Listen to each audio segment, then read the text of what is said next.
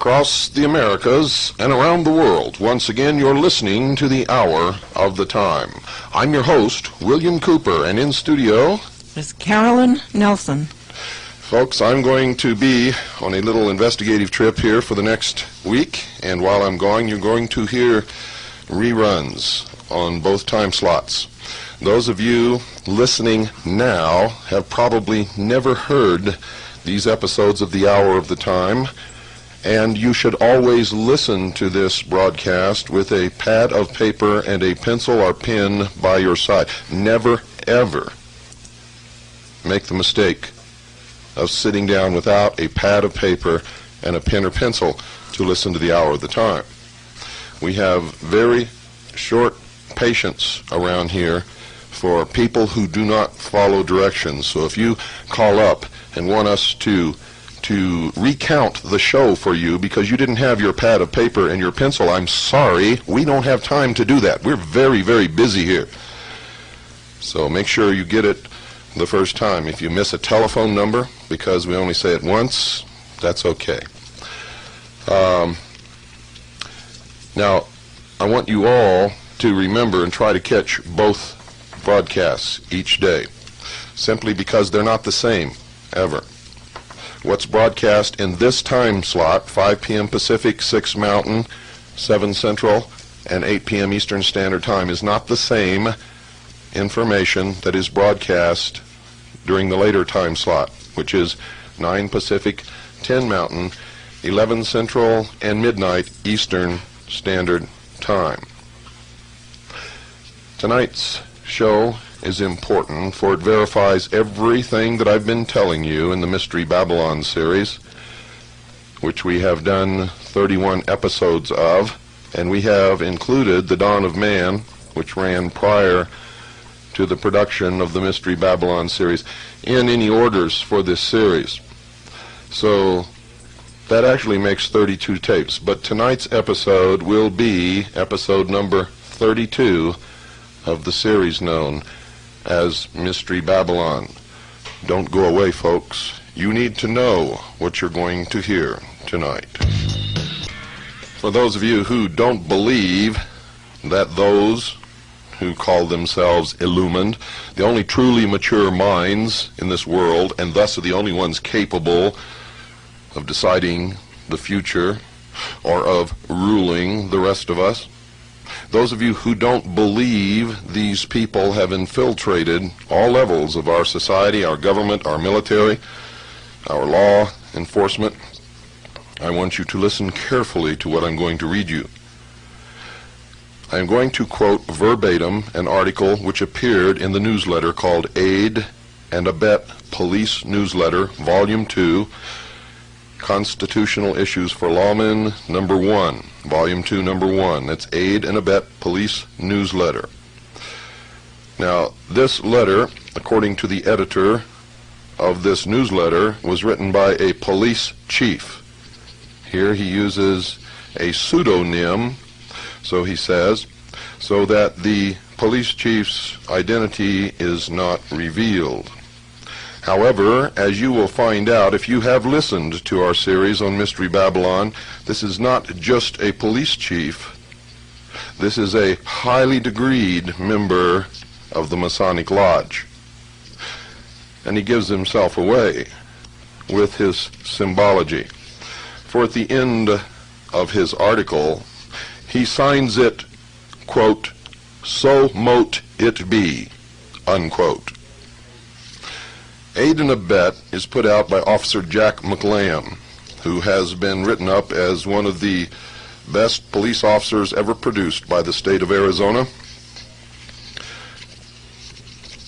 We neither endorse him nor do we condemn him. As far as CAGI is concerned, our vote is not in yet on this organization. We know that in order to bring about the New World Order, they need to identify everyone who will uphold the real law, the Constitution, the supreme law of the land. They need to identify those people and get them out of positions of authority, and if necessary, take them out of society completely. There are organizations which exist solely for the purpose of identifying those people in government, those people in the patriot community, those police officers serving in police organizations who would ultimately support the Constitution and the Bill of Rights against any effort to destroy it.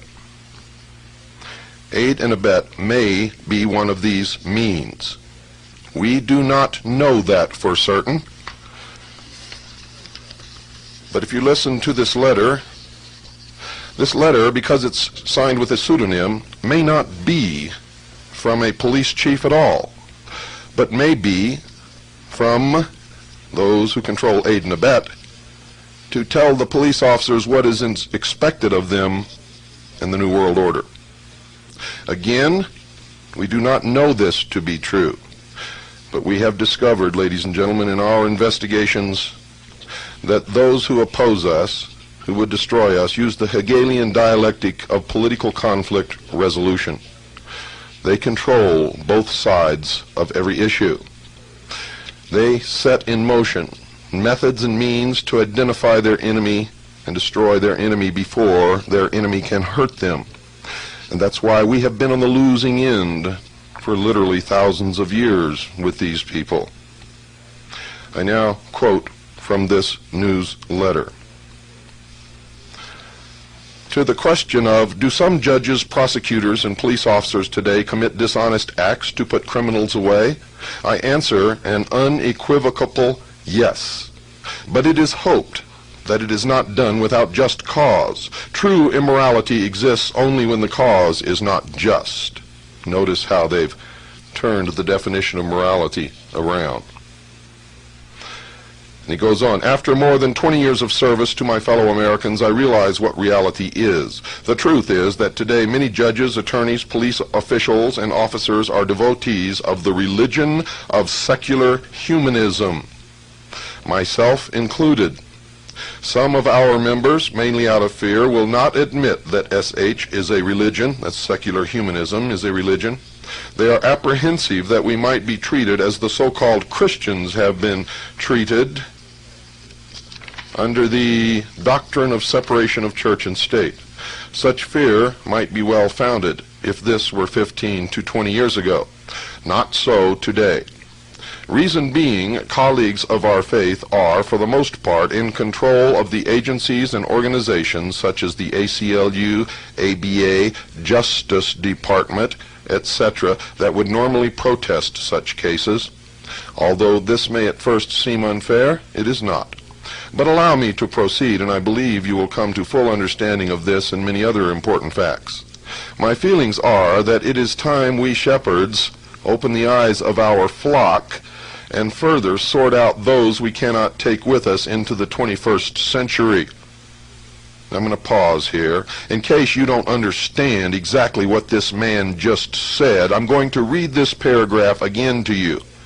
Remember, this is purported to be a police chief writing under a pseudonym to the police newsletter called Aid and Abet. Listen very carefully, ladies and gentlemen, and you'll see when I've labeled you sheeple, I have not been incorrect.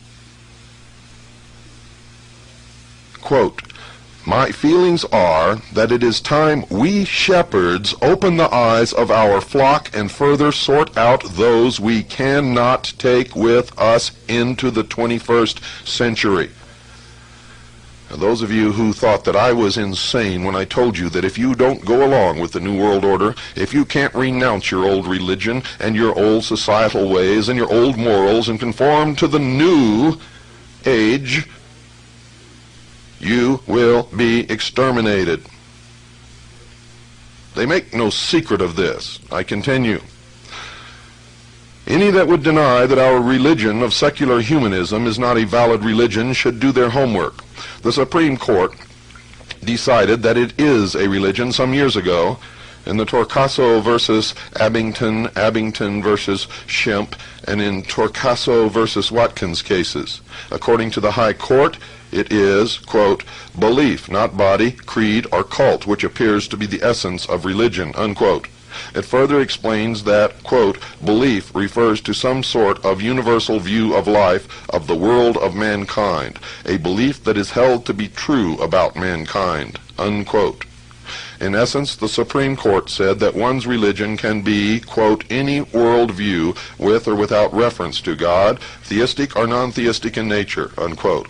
I hope this helps others to understand our faith. However, this of course is not the main point of my speech.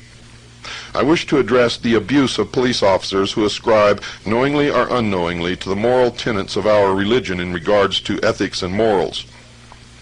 Nationwide, our devotees are enduring horrible discrimination at the hands of a very hypocritical faction of society, the Christians. This discrimination comes as we humanists exercise our own religious beliefs and apply our morals, quote, on the job, unquote, so to speak. Yet other officers may apply their own individual belief systems, morals, and ethics at will without any condemnation. This is undeniable discrimination. Fortunately, our religion is the fastest growing of any in all of history, and many of the younger generation within the criminal justice system, including police officers who ascribe to sound secular humanist principles, are now in management, which is of benefit to all.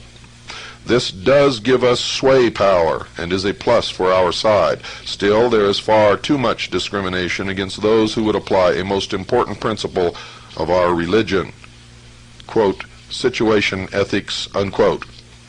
The principle of situation ethics allows the individual to focus correctly on only the goal to be accomplished. Morally speaking, little, if any, consideration need be given to the method or means, as nothing else supersedes its importance. Of course, concern is given to finding a means of accomplishing a task or goal so as to have the least negative impact on the least amount of our people. Notice he says our people. In my youth, I recall hearing the great Green Bay Packer coach Vince Lombardi describe it this way, quote, winning is not everything, it is the only thing, unquote. Much of our society lives by this principle today. Yes, even many of those who profess other faiths and occupy pulpits throughout America. Personally, I think the principle of situation ethics is best described by examining the legal definition of ethics and morals given by our now compatriots, the communists. The communist definition is, quote, everything is ethical and moral as long as it promotes world communism, unquote. This is pure secular humanism. We can learn much, incidentally, about total commitment from the communists. The Marxists have, out of pragmatic necessity, expurgated a minimum of 90 million people in the pursuit of man's noblest mission, world peace. What intelligent person could call immoral any means used to accomplish this all-important goal? Do you think this guy's playing with a full load of bricks here? I don't. And he continues, in our great humanist manifestos, signed in 1933 and 1973, we explain our moral creed, which is very much the same as the Marxist creed, yet set forth in much more palatable and tactful terms. Here is a brief summation of our beliefs regarding ethics and truth. Ethics. Moral values derive their source from human experience. Ethics is autonomous and situational, needing no theological or ideological sanction. Ethics stems from human need and interest. To deny this distorts the whole basis of life. We strive for the good life here and now. And that's from the Humanist Manifesto 2, written and signed in 1973. Authority and truth. We reject those features of traditional religious morality that denies humans a full appreciation of their own potentialities and responsibilities. Traditional religions often offer solace to humans, but as often they inhibit humans from helping themselves or experiencing their full potentialities. We can discover no divine purpose or providence for the human species.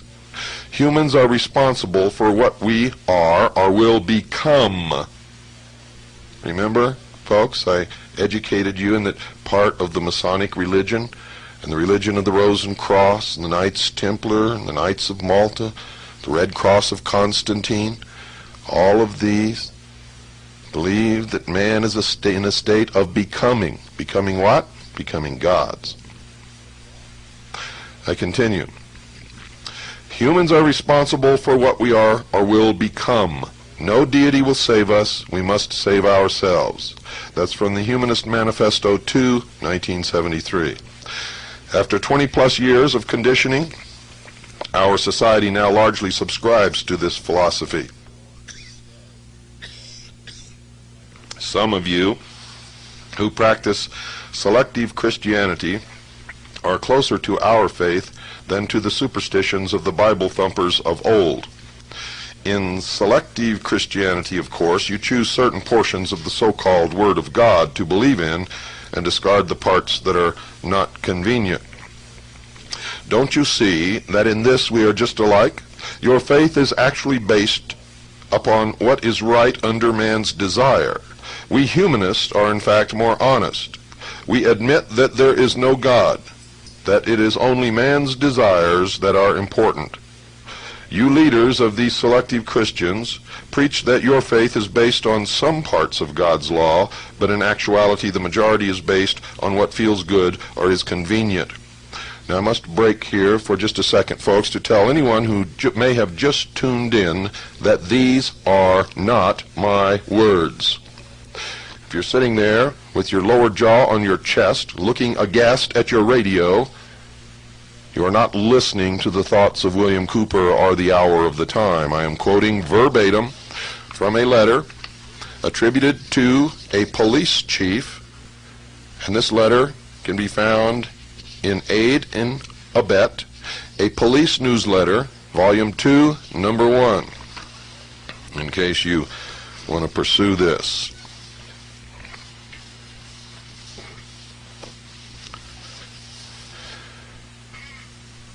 Quite obviously, I'm continuing now, quite obviously, America's government now operates under the guiding principles of humanism. Deception, lying, cheating, stealing, killing is all moral if it promotes the attainment of our essential goals. This is true righteousness. Folks, I got to stop right here and tell you this is true bullshit. This is deception at its worst. For these people are actually believing that wrong is right and right is wrong. And that is exactly what we were warned about in these days. And that is what I warned you about in my book, Behold a Pale Horse. And I told you years ago that the belief of these people is that the ends justify the means, whatever they might be. If they must kill 2 billion people to make their dream come true, they will do it. Mark my words, they will do it. A prime example, I continue now, a prime example can be seen in the recent war against Iraq. Over 250,000 have lost their lives so far, and more are dying every day, all for the attainment of a higher good, the goal of our great humanist leaders, world peace through world government. You see, the writer of this letter understood what I understood about the Gulf War. It wasn't about Iraq taking Kuwait. It was, in fact, about a new world order. George Bush even stated that. He said in our speech, his speech, I should say, our fifth goal in the Middle East is a new world order. Though I would venture to say that he stated it as his fifth goal in order not to give it too much attention in the public eye. It was actually the first goal, ladies and gentlemen. I continue. This New Age teaching is the reason why, for example, a police officer, one of secular humanist persuasion, is likely to risk his very life to save a member of society one moment, and the very next moment take the witness stand and lie in order to win an important case. This is not to be considered immoral, given the particular standard of ethics upon which such an officer bases his morality, namely, that the end justifies any means. In other words, again, the higher good principle. Many people still do not understand this. They don't understand that this is why our presidents and their staffs, members of Congress, and hosts of others with leadership roles in America, lawyers, judges, etc., lie and cheat right alongside our dedicated humanist law enforcers. To repeat, all for the greater good of society, or in effect the system. And I add outside the letter written by the chief, if it is really a chief, ladies and gentlemen, that all of these people belong to the secret societies, the ones who lie and cheat and murder.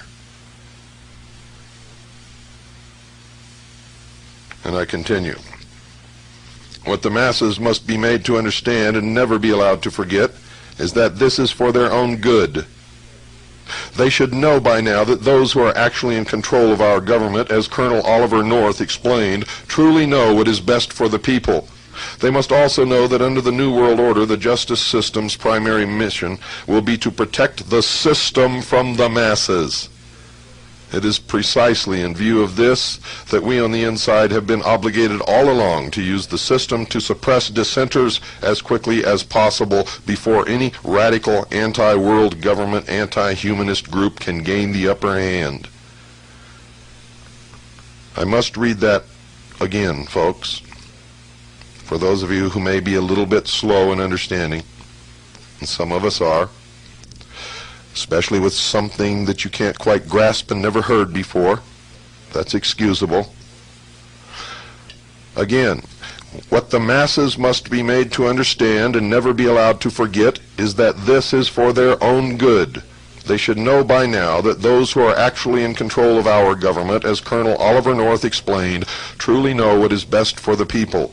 They must also know that under the New World Order, the justice system's primary mission will be to protect the system from the masses. It is precisely in view of this that we on the inside have been obligated all along to use the system to suppress dissenters as quickly as possible before any radical anti-world government, anti-humanist group can gain the upper hand. You're aware, of course, that the vast majority of Americans seek only peace and security. They hardly even realize that they have virtually made government their new god, to which they turn for the fulfillment of every need. Our New Age leaders, and we soldiers as their arms and legs, stand ready to give the masses all for which they pray. And ladies and gentlemen, I, William Cooper, in the hour of the time, have warned you that if you don't wake up, if you don't change the course of the future, that you would get exactly what you want, and that you would be slaves in a new world order. You see, to revert to the state of childhood means you must have a daddy. Some daddies aren't too nice, and even the nice ones restrict your personal freedoms until you reach the age of maturity.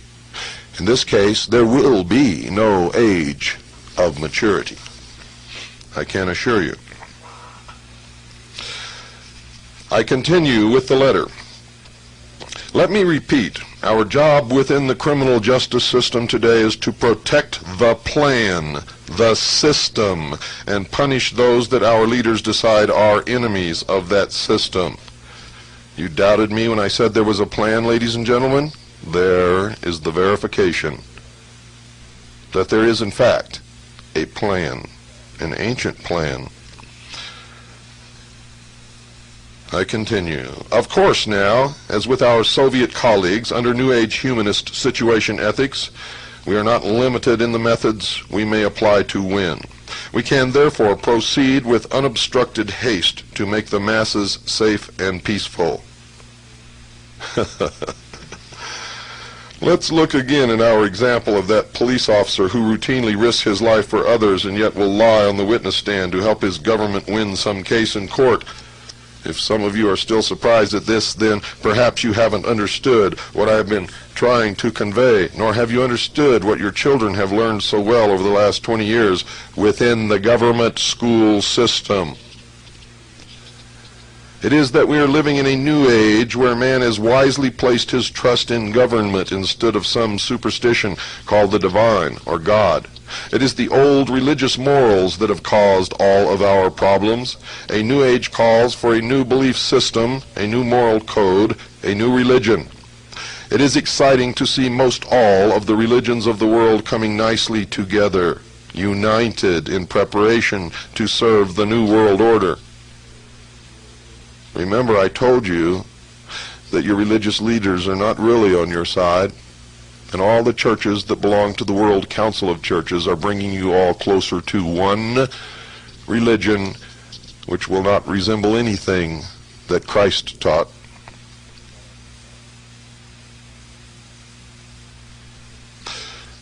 I continue.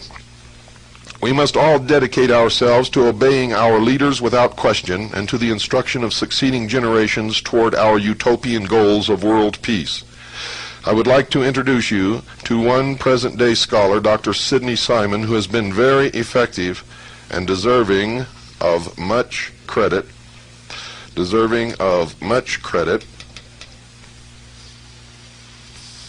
for his efforts in this work of re-educating humanity. He speaks plainly, and his meaning is unmistakable, as when he says, quote, "We do not need any more preaching about right and wrong. The old thou shalt nots simply are not relevant," unquote. He goes on to explain to the child educators he is addressing that, quote, "Values clarification," unquote, is a method for teachers to change the values of children without getting caught. Values clarification is just another term for situation ethics. A book in use by educators called Weep for Our Children spells out values clarification as part of the new morality. Listen to this carefully. This is a book in use by teachers teaching your children right this moment. It's called Weep for Our Children. Quote, "It's okay to lie. It's okay to steal. It's okay to have premarital sex. It's okay to cheat or to kill if these things are part of your value system and you have clarified these values for yourself. The important thing is not what values you choose, but that you have chosen them yourself freely and without coercion of parents, spouse, priest, friends, ministers, or social pressure of any kind," unquote, and that makes me very, very angry. That's one of the reasons my daughter is not in school and never will be in school. She already knows more now than most children twice her age from the home schooling that she gets. This is incredible. Don't go away. I have to take a breath. It makes me angry just to read this crap. Look around at those that you love right now. If you cannot assure them at this moment, this very moment, right this moment, that you have protected their financial future, then you must call Swiss America Trading right now. And this isn't anything unusual. For whether we were expecting something to happen or not, a responsible person takes care of his loved ones against unforeseen events also. Most Americans have fallen in to a very, very bad habit. They have nothing whatsoever to fall back upon. And if they were to sell everything that they own, the average American family would be left with approximately 2,500 fraudulent, counterfeit, usury Federal Reserve notes, the value of which are constantly declining. Always. Always. For it has to make the debt economy work. You see, for you to pay off a debt, someone else must borrow an equal amount or more. And this must continue all the time. Ladies and gentlemen, I'm going to read the last paragraph again. I want you to hear this. Remember, this is a book in use by teachers, educators, called Weep for Our Children, and it spells out values clarification as part of the new morality. Quote, "It's okay to lie, it's okay to steal, it's okay to have premarital sex, it's okay to cheat or to kill if these things are part of your value system and you have clarified these values for yourself. The most important thing is not what values you choose, but that you have chosen them yourself freely and without coercion of parents, spouse, priest, friends, ministers, or social pressure of any kind." Unquote. It is such that secular humanism proponents in the government schools, the teachers whom we can thank for remolding the values of these next generations. When the government national child care bill is passed, it will be a great day for humanists and proponents of world peace. What wonders we can achieve once we have the attention of the nation's preschoolers for 6 to 9 hours a day. Look what we have already accomplished with the older age groups of America's youth. As I hinted earlier, this new society based on the deity of man will demand a new kind of law enforcer. Remember I told you? They believe that man is in a state of becoming. Becoming what? A god. He says, as I hinted earlier, this new society based on the deity of man will demand a new kind of law enforcer. One of our educators said to me some weeks ago, America's religious zealots of the past would be shocked at the changes the people have allowed. She was correct, for after all, it was James Madison that said, quote, "We have staked the whole future of American civilization not upon the power of government, far from it. We have staked the future upon the capacity of each and all of us to govern ourselves, to sustain ourselves according to the 10 Commandments of God," unquote. But it is a new day, and we are fast proceeding into the 21st century. Americans no longer wish to assume the responsibilities of governing themselves. Happily for them, there is a whole new generation of very dedicated leaders and enforcers in government to see that they are cared for. Let me address for a moment the question of police manpower. As the citizens relinquish out of fear more of their rights, more enforcers are required to regulate and supervise the people's activities so that they remain safe and peaceful. Who would have thought 100 years ago that the integration of fear of literally everything would have been the answer to establishing the New World Order? Credit for this innovation goes to the free thinkers of the last generation. And folks, if you think he's wrong, just look at yourselves. Look what you put up with.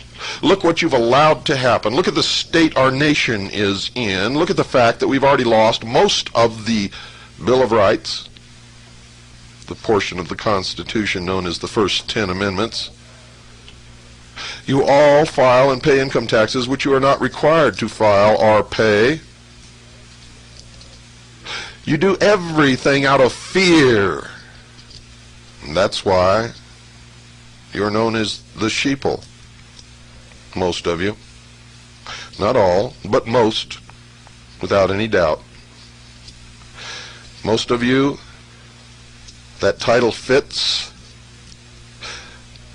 like a handmade pair of Italian shoes. It's very comfortable, isn't it? Isn't it? Now the older generation, known as peace officers, servants of the people, might not so readily have adopted nor fit into this new order of things. Fortunately, this has not posed too great a problem due to the fact that they are rapidly being replaced through natural attrition,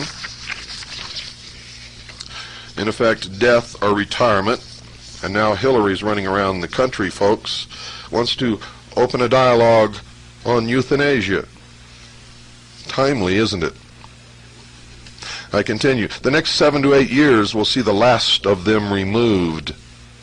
At the same time, police agencies are of necessity attempting more and more to screen out before hiring those prospective officers who believe in the old religious superstitions. This is wise because these zealots will not do the things that will be required of them under the new system. Those remaining police officers who openly profess a belief system steeped on old world religious fundamentalism can be and are being phased out on any number of charges such as can be substantiated over time or with the help of a little innovation on the part of new management.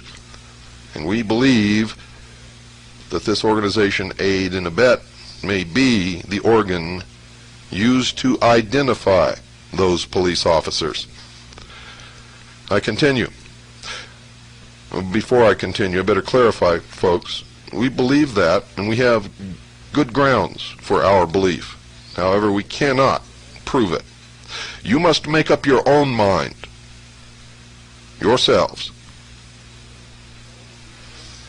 I continue. Some of these old-time officers complain that this type of job discrimination is unconstitutional and immoral. But we know they are wrong. Under situation ethics, all things are moral as long as they promote the goal. Therefore, they are not being removed for any evil cause. They are incompatible and simply non-functional for the duties that will be required of them. You might ask yourself, ladies and gentlemen, what are the duties that will be required of them? I think you've already seen some examples at Ruby Ridge and Waco, Texas, and many other places. And I go on with the letter. I feel I need to say again that if a professional police officer must lie against those who violate the law, then it is moral. The same is true when government judges and attorneys withhold evidence and witnesses from the jury to win their cases. When a politician lies to win an office or makes deals that promote the new order, it is moral. Let me tell you what is truly immoral. I will use the issuance of traffic citations as only one example.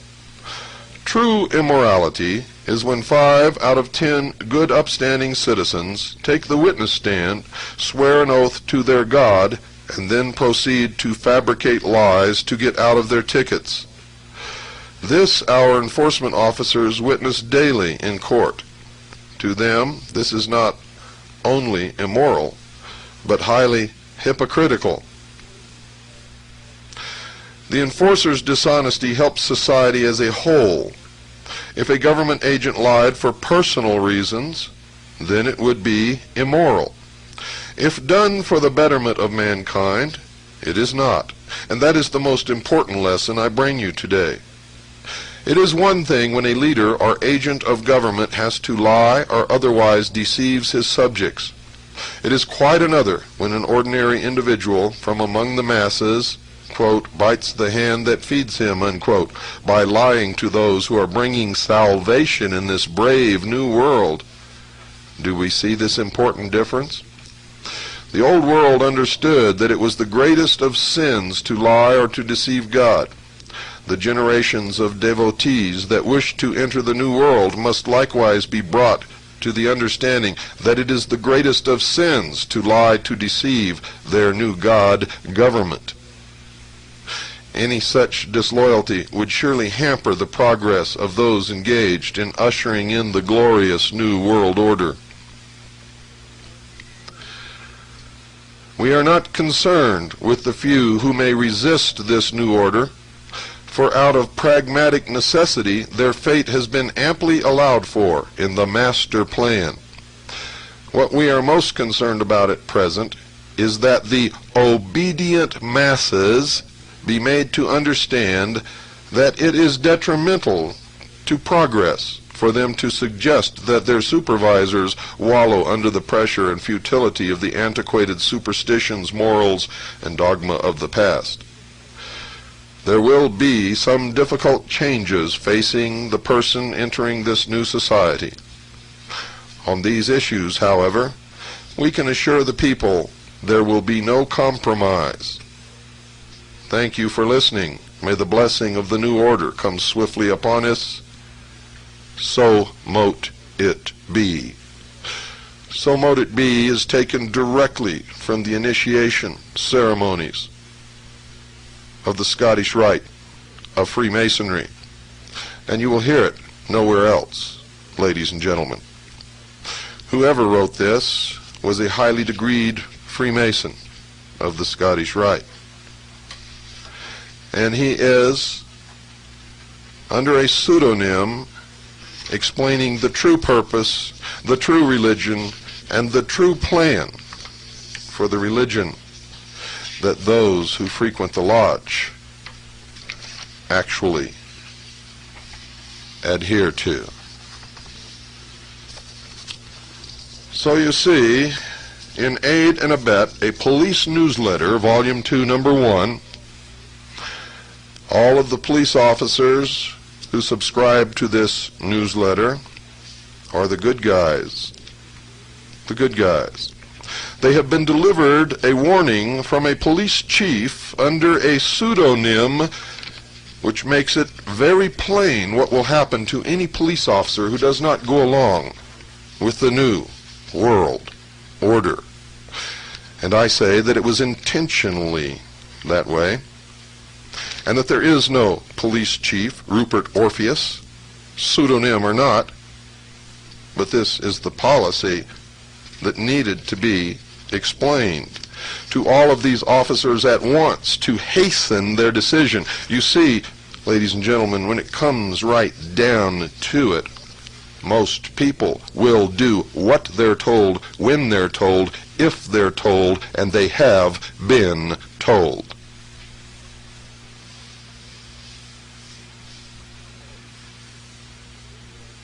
I hope that you are intelligent enough to understand what you have just heard and exactly what it means.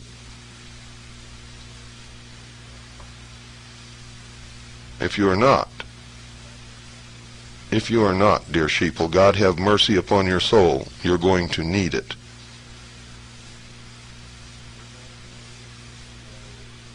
Those long-time listeners to the hour of the time, those who have been awake for quite some time, those who were never asleep, understand that there is a plan in the world that the members of the secret societies, by whatever name they call themselves to you, the profane, in their exoteric language,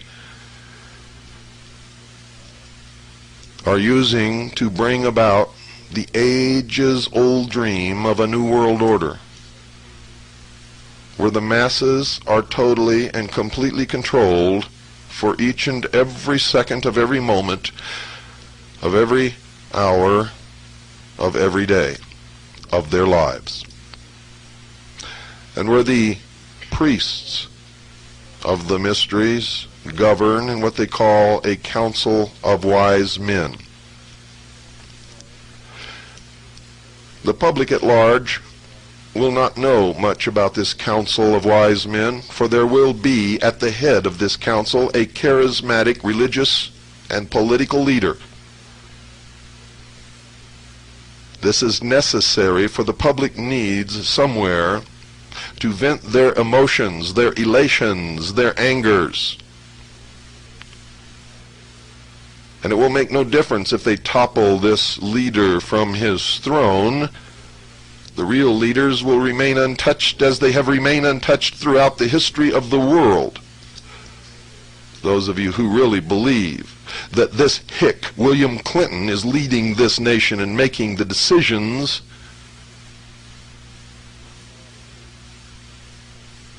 you probably at some point within the last 24 hours thought you were Rush Limbaugh and set on half your brain.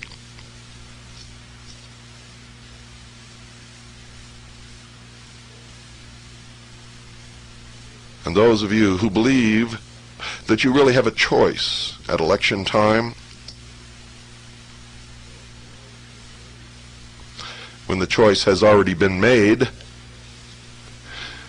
and it's especially damaging if you believe that your vote really counts when it is the Electoral College that elects the president. And in fact, that's really not necessary unless some ringer slips into the choice, like Gary Hart. Didn't you wonder why Gary Hart was completely and totally destroyed forever because someone photographed him on a boat with one woman not doing anything wrong? And Bill Clinton is not even tarnished. Don't you understand? Bill Clinton is just a messenger boy. And if he gets impeached, it will not solve anything. And those of you running around signing petitions to impeach William Clinton had better read the Constitution of the United States of America. You see, you cannot impeach a president because somebody signed a petition. I don't care if 200 million Americans sign that petition. You cannot impeach William Clinton, you fools. You must prove that he has committed high crimes and misdemeanors. And you must have solid evidence. And you must have witnesses that don't die overnight. And documentation that doesn't disappear by the time next week comes along. Do you understand? Once again, they have you whirling around in circles at the end of a cul-de-sac. Good night, and God bless you all.